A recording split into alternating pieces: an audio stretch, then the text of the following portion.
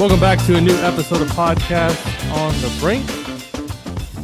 Kyle Neddenriep of the Indianapolis Star is back on the show. It's been a few years since we've had Kyle on the show, but I've known Kyle, I want to say going back to right when he got to the Indy Star. It's crazy. We were talking a little bit before I hit record. Some of the first, if you want to call them AAU events that we covered together, the Adidas May Classic, Adidas Invitational and Indy. So much has changed with the recruiting scene. I want to talk to Kyle on this week's show a little bit about some of that and also some of the in-state recruiting options. Welcome back to the show, Kyle. Always good to talk to you. Yeah, same here, Alex. It's fun to revisit those days, and I'm sure we'll do some of that. But yeah, it's appreciate you having me on. Enjoy the podcast format, and it's kind of the different ways we communicate these days. Yeah. So yeah, I want to start with just kind of the changes in July and its importance maybe overall as opposed to years past. And I know a lot of this has been brought about by the transfer portal and how that's really changed recruiting. It used to be college coaches would really have to be out in full force in July. Not saying that they aren't now, but you had to really hone in on your targets, get these official visits set up for the fall, and then hopefully you can land your class. That there wasn't this, period in the spring where you could completely whiff on high school recruiting and still be able to build a team for the next season. It would have been a catastrophe previously if you didn't get high school recruits committed. What impact overall have you seen? I know you try to go to a lot of events, at least regionally in Indiana. What impact have you seen the transfer portal have on just July recruiting and its importance overall? Yeah, it's a lot, I would say. And also you throw in the COVID year has also changed, which I think we'll be getting out of that here shortly. But the portal, and I've talked to coaches I know who are at the mid-major level, and they basically have told me, hey, we're recruiting the portal before we do anything, even with what would be now the 2025 class. They're recruiting the portal first, the high school kids second. Now you're still recruiting, you're still going to stuff, you're still at games, with maybe your top targets, but you're not as deep into your bench, so to speak. Those secondary recruits as maybe you used to be, because you're trying to build for this year. And if you look at a mid-major type program, you're also trying to recruit your own kids to stay with you. You look at what happened at Indiana State this year, and they had a coaching change, but even still, their whole team is changed. So that's kind of what you're fighting at that level. And then, of course, the higher levels, it's just different because you're recruiting guys that you want who have experience at the college level. So basically, what's happened is, like you said, July has become less. I would say less relevant. I think that's fair to say.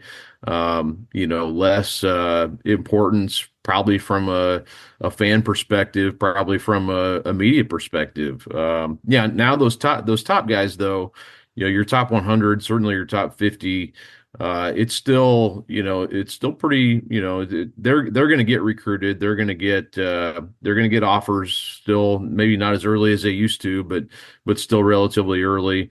I think it's that next group, maybe down to the 250. You look at a guy like Trey Singleton, for example, from Jeffersonville, and how his recruitment exploded all of a sudden. And I do wonder, like in previous years, or going back 5 to 10 years, he may have had those offers already, because I don't think his game has changed. That, and it's not like he just became, all of a sudden he's a high major player.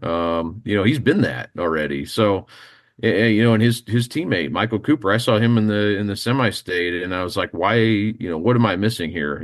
So it's kind of readjusting your brain to kind of recalibrate. Like it's just happening later. Even Braylon Mullins, I have seen him play a lot, and we'll probably talk about him here in a minute. But I was just like, I didn't get why he didn't have, and he had good offers from the region, the regionally, IU and Notre Dame and whatnot. But I was really surprised he didn't have more at the time. So, everything is kind of slowed down. And then, you go down to even the Division II level and beyond, and it's hard for those guys who I think, normally would be getting recruited a little bit more, getting eyes on them. It's just not happening, and that's too bad. I feel for those kids, and at the end of the day, I think if you're talented enough, it's going to end up working out for you. It just may take. It's just a very slow moving cycle compared to what it used to be. And I'm not saying it's bad, worse, indifferent, but it's just it's different. So I don't know if it's better or worse, but it's definitely different. Yeah, one example that just popped into my head of something that happened in kind of the old era that would never happen today. I can remember, Trey Lyles and James Blackman Jr. getting offers from Indiana before I think they played a game of high school basketball, and I know they committed as freshmen to Indiana. You would never see that happen with that high level of a prospect. I think I just saw the other day that the first 5-star in the class of 2025 just committed to that. That was the first one off the board, and guys are waiting longer now. I think also with NIL and the changes with all of that too to make decisions. So it's a completely different landscape. I do wonder, and I want to get your thoughts on this, how it's impacted maybe the you mentioned Trey Singleton is an example of this, but do you think it's making it easier for guys to kind of fall through the cracks in the long term and be less seen? And is that ultimately good for the sport when you have guys that maybe aren't getting the same opportunity to get seen in July as they may have before? I don't get it. I don't think they're getting yeah, that's a good example is Lyles and Blackman and also Jalen Coleman. I remember him. I still have a vivid memory of him getting, IU and I can't and Purdue, I think at the same time. And then, the two kids from Colorado who, they got offered by IU and Purdue. I think it was the same weekend basically. And Yeah, it Deron was, Davis, and then the little point guard I think that ended up somewhere out west, Wyoming maybe. I I think don't. that's right. Yeah. I remember sitting there with Jack Owens and Purdue offered him shortly after. But yeah, those are good examples of, things you just probably wouldn't see now. And to your point, I don't think it's good that they're not getting maybe as evaluated as much as they used to early on. I do think though, like if you're a guy who's got and the Athletic had a good series of stories kind of about this phenomenon of the portal, and one of their stories was kind of about it was anonymous coaches kind of talking about what they think and how this works for the athletes basically. And a lot of them were saying, hey, if you want to go and get playing time, go to the school that's going to, even if it's a lower level, low D1 or even D2, go there and play right away because it's basically a tryout for you to move up, so you could look at it that way, which I know fans of schools that might be in that position or even coaches, it's like, hey, what is this exactly? And I get that, but I think the coaches who kind of embrace that are ahead of the game and not fighting it as much. And you can even tell kids like, hey, if you come here and do this and that, you may have other opportunities ahead of you, and just be honest that way. And it's maybe not, if you're Ball State or Indiana State, that's probably not great if you're a fan of those schools, but for those kids, and maybe it ends up being like, hey, I'm good at this level. I don't have those opportunities anyway to move up. So I think there is a positive, that's kind of looking on the positive side to it, I think, is even if you're not getting those high major offers, or if you think you're a mid major and only getting low offers, I mean, I think there's still good opportunities there for you to work your way up. There's certainly more freedom now than there ever used to be. So there's more opportunities to go up or go down, and I know a lot of the attention is on those who go up, but there's a lot of guys who move down too. So it works both ways, I think. And so the freedom from that standpoint can be a good thing, if for the player anyway. And certainly, we've seen a lot of that in recent years here with the changes from the NCAA. But, yeah, I don't think it's good that they're not getting I think you misevaluate sometimes. I know I've done it too, where I walk away from a game and I think I know who that player is, and I've only seen him one time, and it kind of becomes an echo chamber too with the media. You know how that goes. I mean, we talk and we kind of we get locked in on a player who, I don't think that's fair to the player. You think, oh, he's too small, or he's too this, that, or the other, and you haven't fully given him a chance to prove himself. So I know I've kind of tried to fight some of that, as far as, because you do hear things, and it kind of gets ingrained in your brain somewhat. But I think I'm better at that than I used to be, and keeping an open mind on players more than I used to. So I want to talk about this in-state class 2025. It's been a while since the state of Indiana has had this many high major. I mean, I don't want to say there's high major players every year, but having, a five-star player in Jalen Harrelson, Braylon Mullins, who obviously is really exploded over the course of this year, and seeing his recruitment go national. Trent Sisley's also a player who's regarded, I think, as a top 75 player in the country. Just historically, where, since I don't want to put you on the spot like and rank the classes, but is this one of the better in-state groups that we've seen in the state in the last decade or so? Kind of where does it stack up in your mind? Yeah, I think it stacks up very high. And I had this conversation. I was actually out at the Dizzy Runs with some of the guys that I've covered in the past, and I was talking to Justin Roberts, who played at Pike and then went on and played at Georgia State, and he's playing professionally now. And we were talking a little bit, and some other guys, about the classes, and he was 2017, which is a really good class with Jaron Jackson, and they had a lot of good player. Paul Scruggs was in that class. I have to go back and look at everyone who was in there, but that was a good one. 2012 was a very deep. Probably the deepest class I've ever seen, as far as I've covered in my, whatever time I was, 17 years or so I've been doing it. That was just a lot of, you had obviously Gary Harris and Yogi Ferrell at the top of that. Devontae Smith Rivera was in that class. I talked to him recently. And then you go down the list. I mean, there was all kinds of Division I, even low and mid-major players in that class. I think there was, if I would go back, I think there was like 50 players who played D. So to me, that was like the best of the best that I've seen. Talking about the last 15 years or so. I know 2007 was also a really good one. That's going back a ways. So I think from a standpoint of like having a mix of, depth and high major players, I think this one is really, really good, because like you mentioned, Jalen Harrelson is a top, whatever you want to say, 10 or 15 in the country type of player. Braylon Mullins is now a top 25, which I think is correct.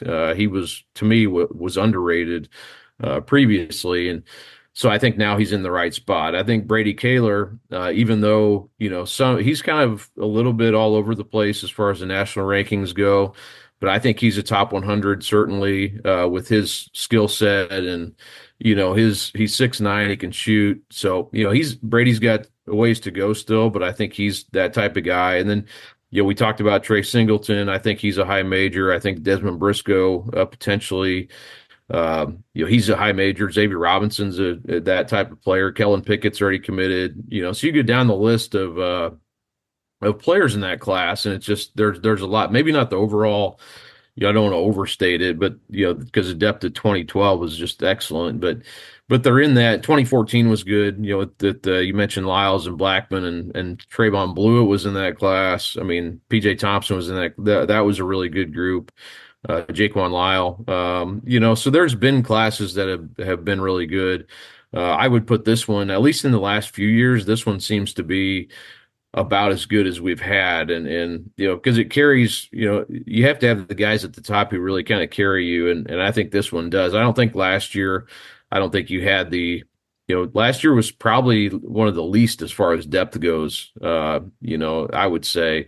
And I think the All-Star team kind of showed that you just didn't have the overall depth in that class. 2021, I thought that was a good one too. That was with Trey Kaufman, Blake Wesley, Luke Goody. Again, maybe not the overall high major power that this one has, but it's fun to go back and look at those. And with the advantage of the hindsight of it all, it's a little easier. but Yeah. I think I would be pretty confident saying this 2025 class, when we look back in 4 years, I think it's going to stack up pretty favorably.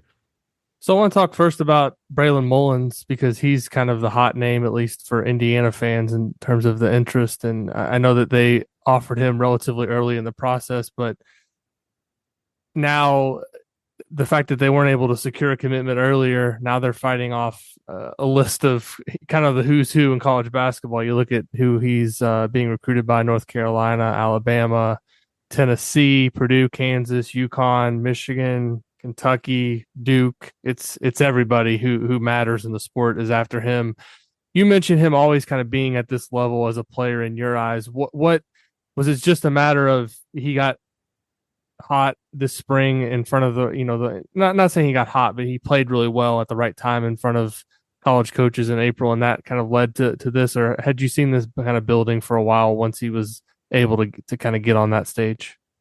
Well, he had a great junior year, and I think that kind of catapulted him into like, oh, who's even from a national perspective, I think it was starting to be like, this guy's somebody to watch. And then he went out, and I believe they were in Texas, and I talked to him about this, after it happened, but they had their first game, and he went 6 for 6 from the 3-point line and had, I think, 29 points, some really good number, and basically that was like.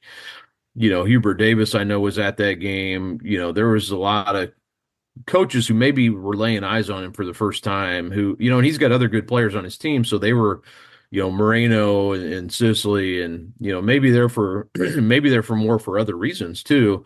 And then happened to see him play and he did that. And so then all of a sudden, the momentum is building. And then, that next week, he had, you'd have to go back and look and see the exact timing, but I think he had North Carolina, and just I remember I went out there and talked to him that next week, and his dad was sitting there getting Hurley just text, it's like so all of a sudden it was like, oh wow, this has gone to another level completely, as far as his recruitment goes. And I always wondered, I remember talking to my boss about this, like I do wonder what happens when. And I really thought it was when, not if. And I didn't know it'd be all this. I figured it'd be, maybe a couple get in there, national names get in there, Kansas or whatever. And I didn't know it'd be to this level. But I said, I do wonder what happens because I always felt like he was, IU was going to be a huge part of his recruitment. And I still think they are. But what happens when those offers come in?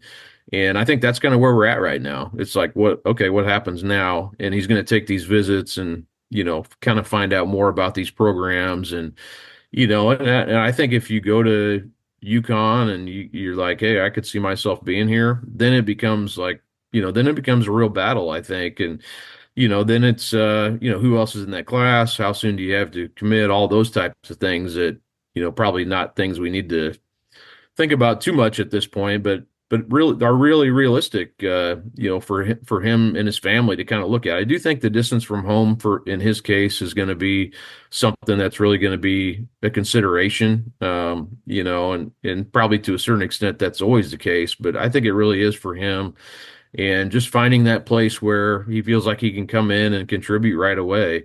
And I think that'll matter as well. So, it's just, I think it's going to be good for him to go see these places, from his perspective, and if you're an IU fan, you probably don't love that idea, but I think it is good for him to kind of know and see, hey, do I see myself fitting in at Duke or North Carolina or wherever he ends up? And I do think Michigan, I think is part of this process too, and they're more of a regional program, and so Kentucky, is close by. So, there's all these things to consider.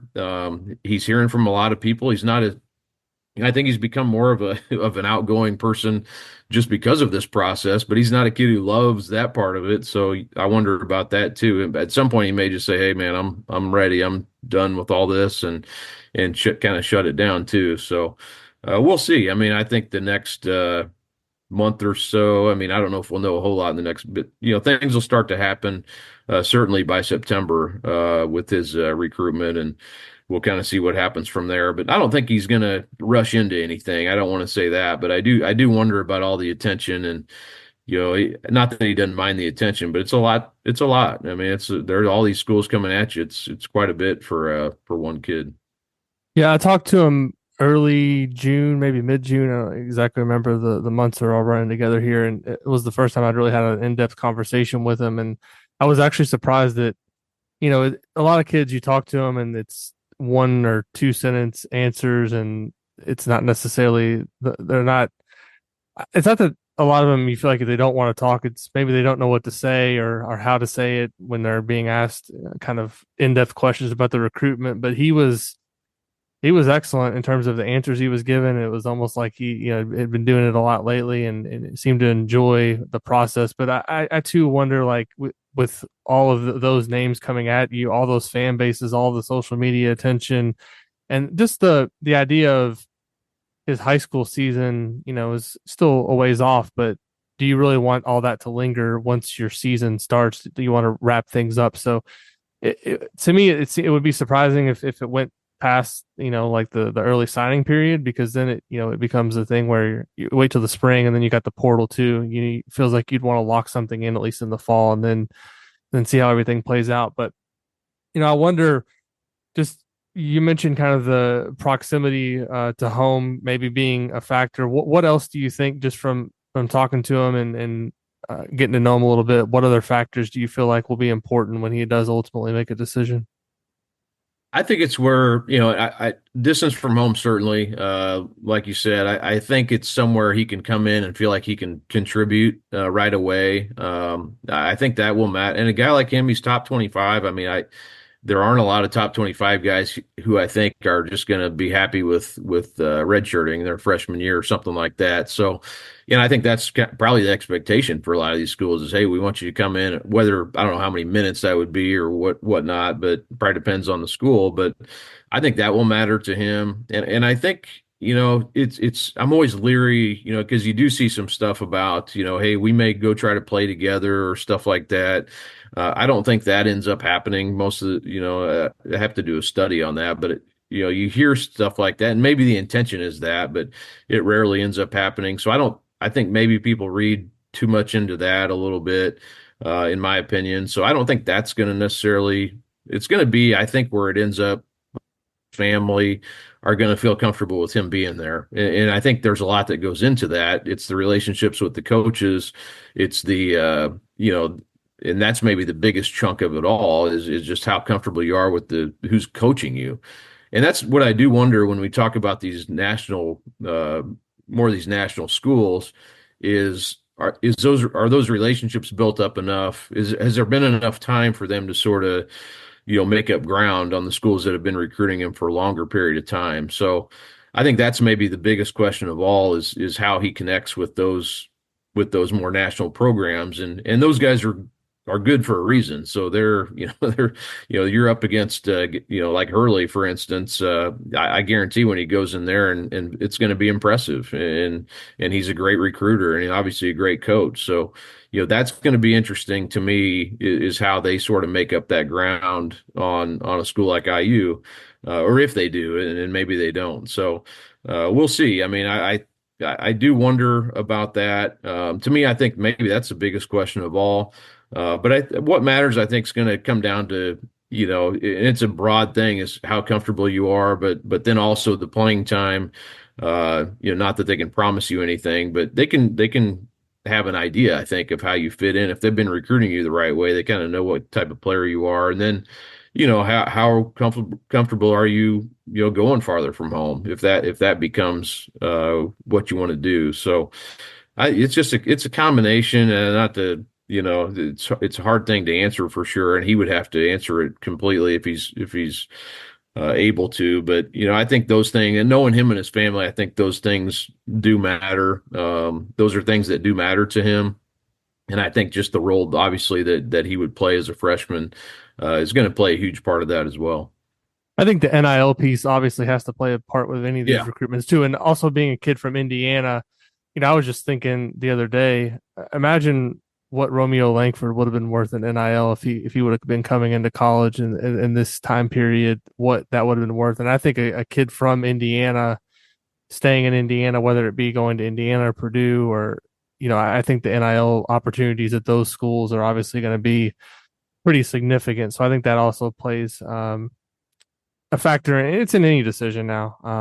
looking at this. And the other thing is, you mentioned the visits. I don't think I've ever talked to a kid who's told me a visit went poorly. Every Yeah. visit goes well. It's like, he's going to go on these official visits and they're all going to be impressive. And these are the cream of the crop in college basketball. So feels like it's going to come down, a lot of it comes down to a gut feeling too, is where do you feel most comfortable and where, I think the NIL everywhere is probably going to be considerable and, the coaching and all that plays a factor too. But good stuff there on Mullins. I want to move on to Jalen Harrelson because he's a little different. Obviously, not eligible to win Mr. Basketball playing at La Lumiere, but from Fishers, played there his first couple of years of high school and then transferred to play at La Lu. And he's another one where Indiana's been hard at work on his recruitment for quite a while. I think he's got official visits set up to Indiana, Notre Dame, Michigan State, but that's not the totality of the schools that are in the mix for him.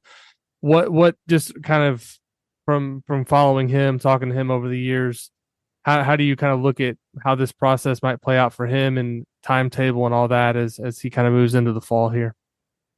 Yeah, and I haven't, it's harder to cover Jalen like I used to with him not being at Fishers anymore. So I haven't connected with him as much as some of the others who are still around playing high school basketball here. Right. But yeah, I have had a chance to see him play a lot over the years, and really, you know, loved his game since he started playing. I mean, when I first saw him play, I was like, man, it's a guy who can play point guard, who distributes the ball, but also can score it, and just a super skilled. And I was so impressed with how he even improved from freshman to kind of went from like I would say, a role player as a freshman to, a good role player to being like the main guy as a sophomore on a really good team.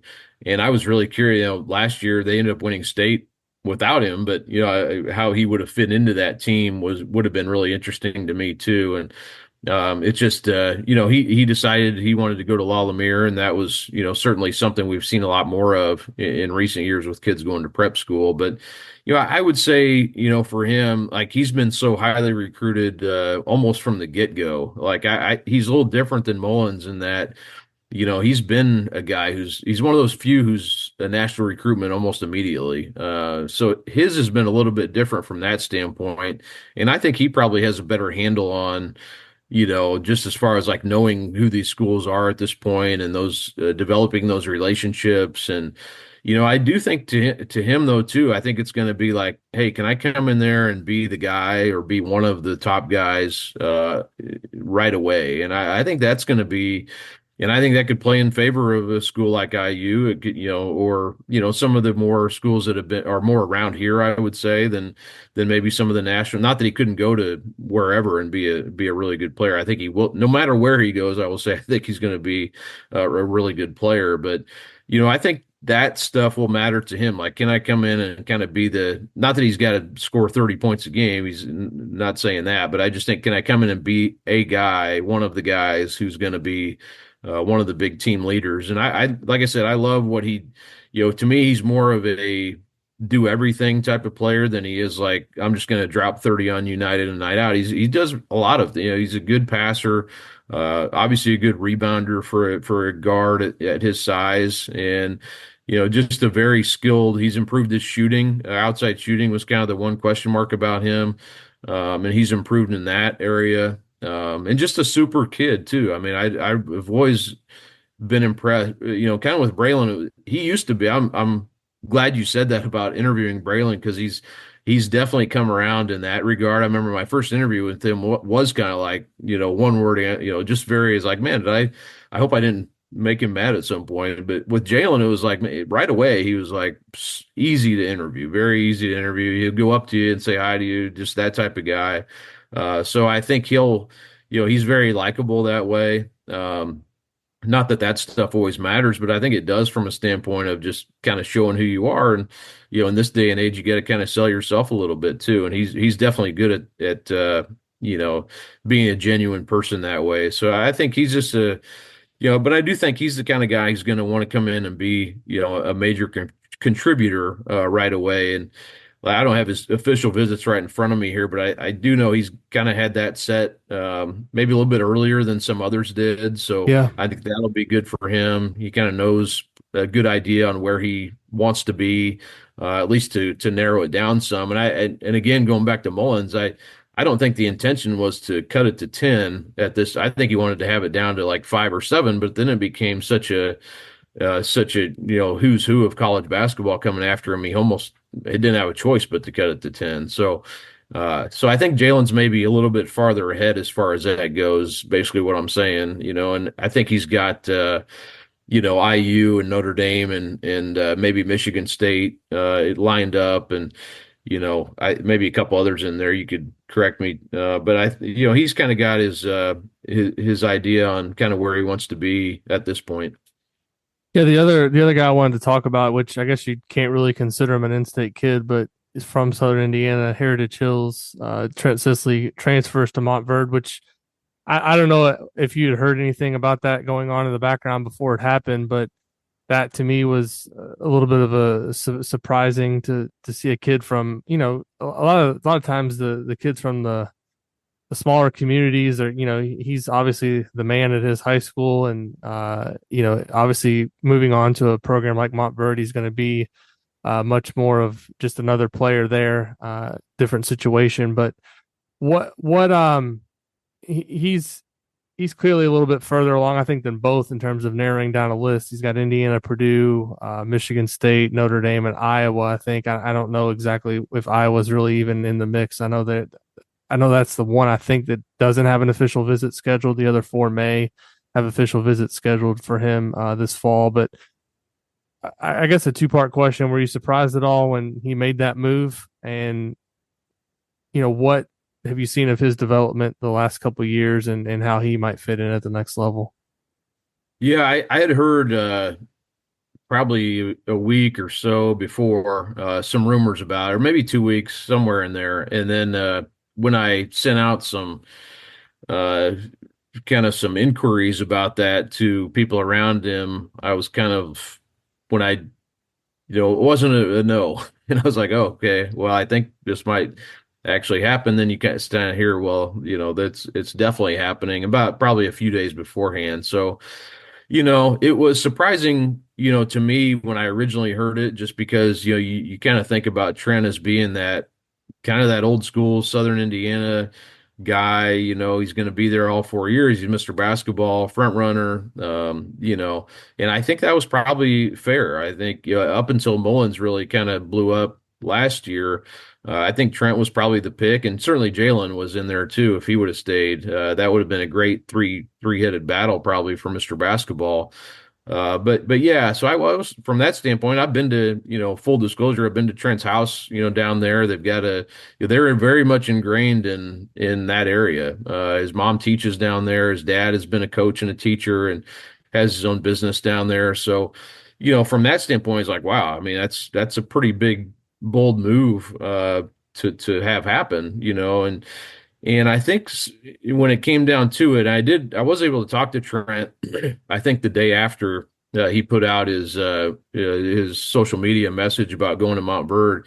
And he said, yeah, again, I don't remember exactly. I mean, you can read the story probably, but he said basically that it was his decision, and he felt like this was going to be the best for him to get ready for college, pretty much. And I think in his case, yeah, I think there's a point to that, because, he's basically been playing, 3A basketball, nothing against it, or, nothing against his teammates or anything like that. But, he's going to be going in and playing, more so from the practices than the games, playing against guys who are at his level. And he did say that, it's like, I'm playing guys who are at my level day in and day out. And so that was a big part of it. And also, I did talk to his dad a little bit too, and I think the facilities very much impressed him. And, and I think they feel like Trent is kind of a mature type of kid who's ready, sort of to go out on his own, and he's going to be fine with this, basically at the end of the day. Whereas, and it's not like, from talking to his dad, it's like they weren't, they don't want to, I have a kid who's the same age. You miss out on a whole year of them being around you. I mean, that's tough. That's not something they were necessarily looking for.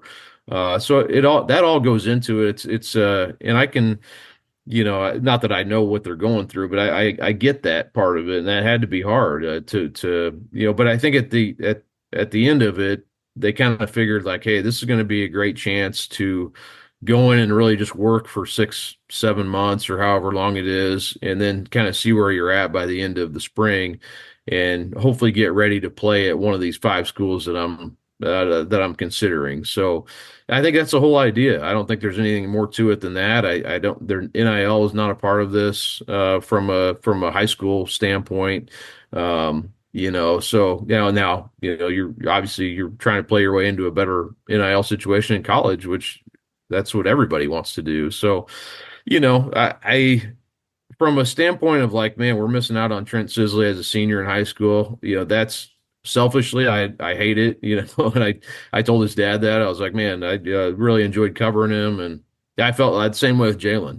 It's like, man, that stinks selfishly, because I love covering these guys, but. And that was the case when I told Devontae that when he left to go to Oak Hill. I was like, man, I hate that I'm not going to be able to cover you for your senior year. But yeah, it's part of it anymore. And I think in Trent's case, I can get it. I can understand where he's coming from. And I, wish him the best down there. And I hope he has a great season at Montverde. And I told him maybe we'll see him back up here because they play in that national tournament is now played here in central Indiana. So, hopefully we get to see him play again, and I guess that's early April probably coming back up here. But yeah, from his recruiting standpoint, he's basically had the same five schools all the way since his freshman year or right after his freshman year. So, and I think, well, maybe not, maybe Notre Dame, with Shrewsbury, became a little bit more prominent when he came on board, but the other ones, Purdue, Michigan State, Indiana, and then later Iowa have kind of been the same group of teams since the beginning. Yeah. Last thing before we kind of wrap up, I just wanted to ask you just this whole trend in terms of guys going to these prep schools, and it seems like it's exploded even more over the last couple of years. How do you think it's just impacted you cover high school basketball in Indiana? How do you think it's impacted the overall product? Is it not really that big of a deal in the grand scheme of things, or are we missing out on some potential, are programs missing out on potential state championships and things of that matter with these guys leaving and going to different places? Well, Fisher's turned out all right, Yeah. but they also had a great team. They would have been even more dominant, in my opinion, if Jalen would have stayed there. It wasn't like all of a sudden they became good when he left, but it's a layered thing where I'm just going to be more part of the commonplace thing. We were sort of in a bubble about it for the most part. We didn't have that many who ended up leaving for prep school for a long time. There was a few here and there. Jaron Jackson was a big one. He left Park Tudor and for his senior year. Devontae, obviously, he was a big one. We've had some, obviously. AJ Hammonds went to prep school. There's been Justin Roberts went that same year in 2017. So we've had some, but not. The Trent Sisley one, I think, was a big one. That kind of hit people different, just like we talked about earlier, just because of where he's from and who he was, and coming up as a guy who's like this Damon Bailey type of figure, I think, to a certain extent. So, it would be like Romeo going to prep school. I mean, that would have been Or Cody Zeller.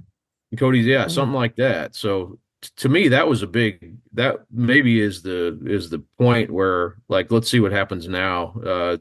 And Jack Smiley just went to La Lumiere as well from Valparaiso, he was a junior all-star this past year. There's a lot of anger out there, and there's a lot of anger generally on social media. There's a lot of people who, man, I see some of these comments about kids like, what is he's not going to even play there. He's not going to, he's not going to this or that. And what's he doing that he's ruining his, what's up with the loyalty these days, and on and on and on. And and from a standpoint of like covering high school basketball, yes, you've got to admit it does get watered down when you lose the top talent. I mean, I don't think there's any two ways about it. But it also creates other opportunities for other kids, in those situations to step up and play. Maybe if Harrelson was still there last year, Cooper Zachary and Jason Gardner Jr. don't play as much, and those two guys were freshmen who were really good. So it creates opportunities on down the line, for other kids to step up. And I think the overall, it does things like, the overall game is still really good. We're still going to have, Jeffersonville is going to be awesome to watch. We're still going to have all these great stories that are going into this year. Mark Zachary playing for Ben Davis, even though he's a football guy, he's going to play basketball and football at Notre Dame. We'll have these good stories still going on. But I think people want to see, especially in Indianapolis area, like, when you put on these big showcase events, I always get like, who am I watching? Who's the guy to watch here? And when you don't have Sisley and you don't have Harrelson and those things, I mean, those events and things like that are sort of diminished. So, the Hall of Fame, I know, like Heritage Hills is in the Hall of Fame.